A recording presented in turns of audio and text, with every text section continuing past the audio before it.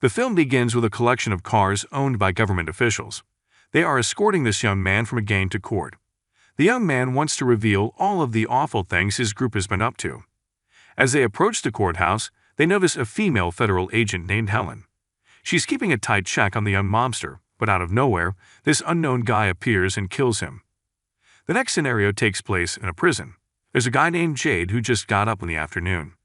Zaid is playing chess and notices a new inmate being picked on by the others.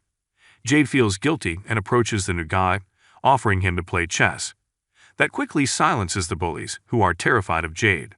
After that, Zaid resolves to help the new guy adjust to life in the slammer. The next day, the jail warden escorted Zaid into a room because someone wanted to speak with him. It was Helen. She claimed that she was on a mission to apprehend a gang leader named Muter. She also stated that Muter's gang members were expected to spill the beans in court. Unfortunately, those gang members were wiped off just near the courthouse, as we saw at the opening of the movie. Zaid was curious, so he asked Helen why this was his business. Helen promised to let Zaid free in exchange for him acting as her eyes and ears and assisting in the investigation of Muter's misdeeds. She also assumed Zaid must be missing his wife and child because he had been in prison for so long. Helen informed Zaid she would wait for his response till tomorrow. Zaid returned to his cage and looked at a picture of his son Jansen. He deliberated over whether to accept Helen's offer. Helen returned the next day to see if Zaid was inside or outside. Zaid nodded and said he was in. Helen then revealed that before Zaid could leave this area, he needed to grab the attention of a man named Adil. Helen highlighted that Adil was the key to joining Muter's gang. Adil was one of Muter's top performers who was imprisoned in the same facility. Later in the prison yard, Zaid devised strategies to capture Adil's attention. Finally, he decided to beat up a guy who worked for Adil, which drew the attention of the authorities, who sent Zaid into solitary confinement. After a few days, they let him go, and Adil came seeking for him. So Adil questioned Zaid why he was now beating up his guys. Zaid explained that he was simply passing the time because he was about to be released from prison and had no work lined up. Adil, who knew Zaid had a violent streak in prison, gave him a job after he was released. The catch was that Zaid had to kill a guy in cell 157.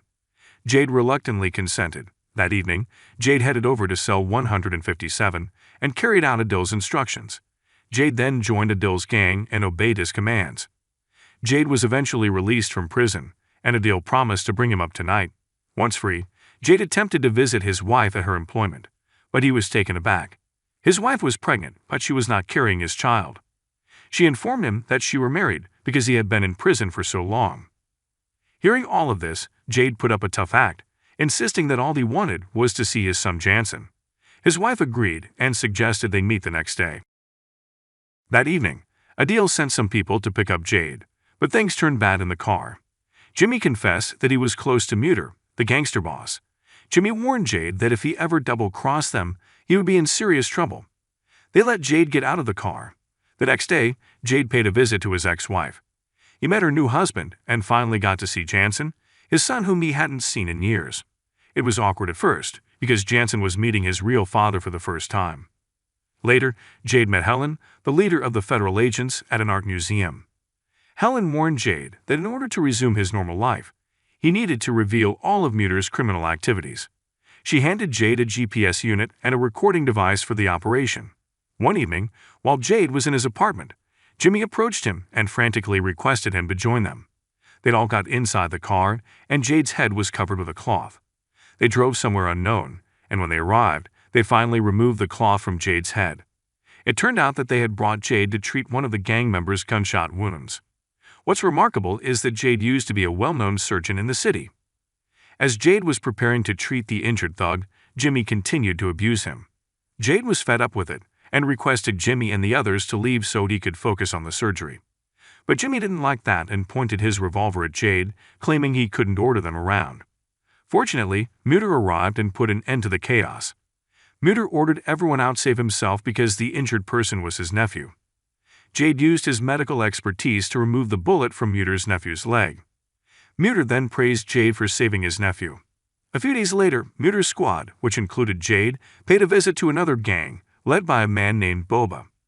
Muter asked Boba whether he wanted to pick a fight with his group.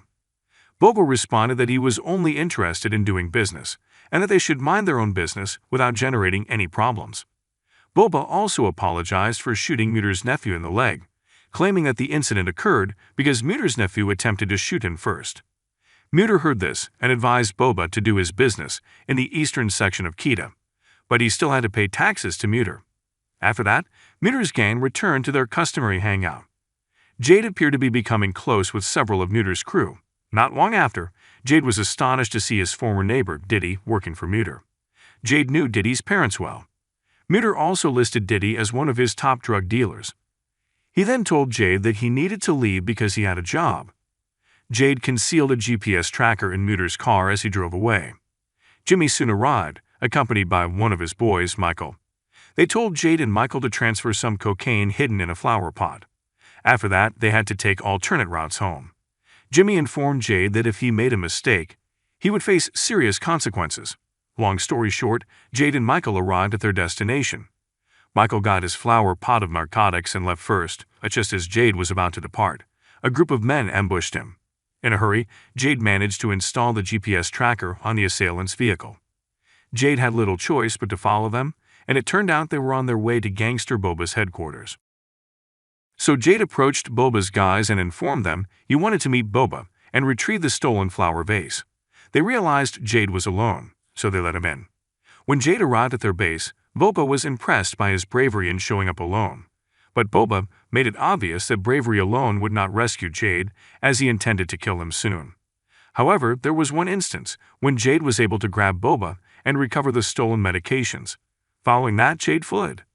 Long story short, Zaid returned to Muter's and stated that the delay was caused by Boba's crews stealing the items he was meant to bring. Muter didn't first believe Zaid, so he wanted proof.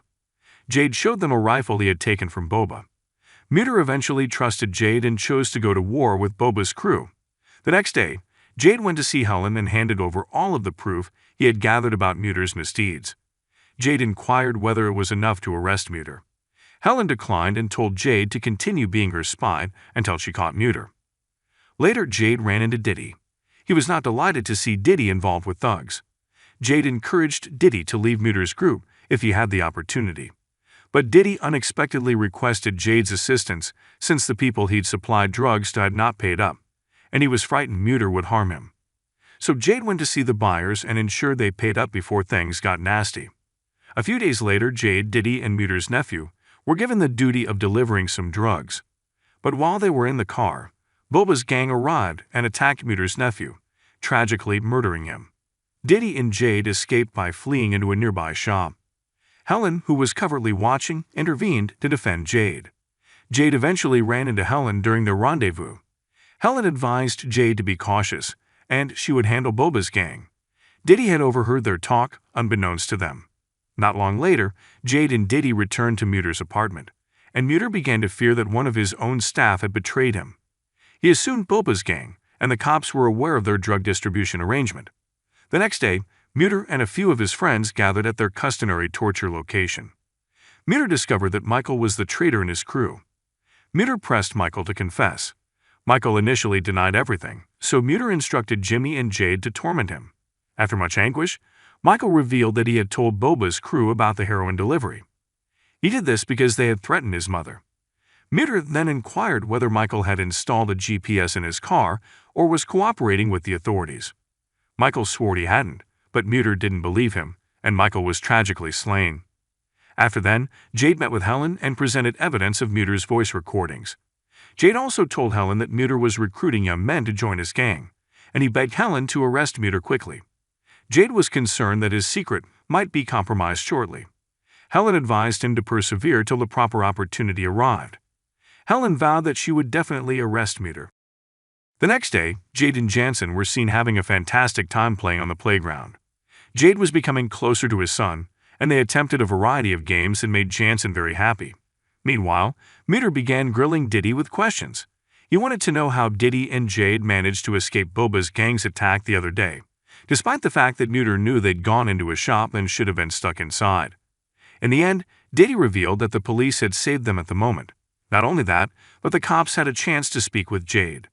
Muter realized after hearing Diddy's narrative that Zaid had been operating as a spy for a federal agent the entire time. Muter's group accosted Zaid and Jansen on their way home. They intended to take Zaid out after discovering he was a spy. Fortunately, Zaid pulled a quick one and securely transported his son to his ex-wife's home. Before Jansen got out of the car, Zaid apologized for not being a good father. As Zaid was ready to return to his apartment, he hurriedly called Helen to inform her that his cover had been compromised. But before he could finish the conversation, Muter's men caught him off guard. They promptly threw him into a car and drove him straight to a torture facility. When they arrived, Muter wanted to speak with Zaid over the phone. He conveyed his heartfelt disappointment in him for betraying them. Muter chillingly threatened to kill Jansen and his ex-wife as a result. Muter ignored Zaid's appeal not to engage them. Jimmy indicated that Muter would personally oversee the murder of Zaid's family, so he inquired if Zaid had any final message to send. Meanwhile, Zaid quietly worked on loosening his shackles. At a critical point, he attacked Jimmy and defeated him. After that, Zaid hurried to Muter's headquarters and killed all of Muter's goons there. He didn't hesitate, killing one guy outside before entering the headquarters with orders to execute Muter's entire crew. When Zaid entered the upper room, Muter was not present. Instead, he met a group of young men who had lately been recruited by Muter. He confiscated their guns and urged everyone to go home, including Diddy. But just as the young men were leaving, Muter emerged and shot Zaid in the leg, knocking him down. He was going to finish him out when Diddy returned with his rifle pointed at Muter. Diddy had recognized he had taken the wrong road. Zaid saw an opportunity and shot Muter, who died as a result. After that, Zaid urged Diddy to vow that he would never become involved in criminal activity again. The lesson of this narrative is that, even in the most dire circumstances, people can find redemption and make up for their previous errors. Thank you.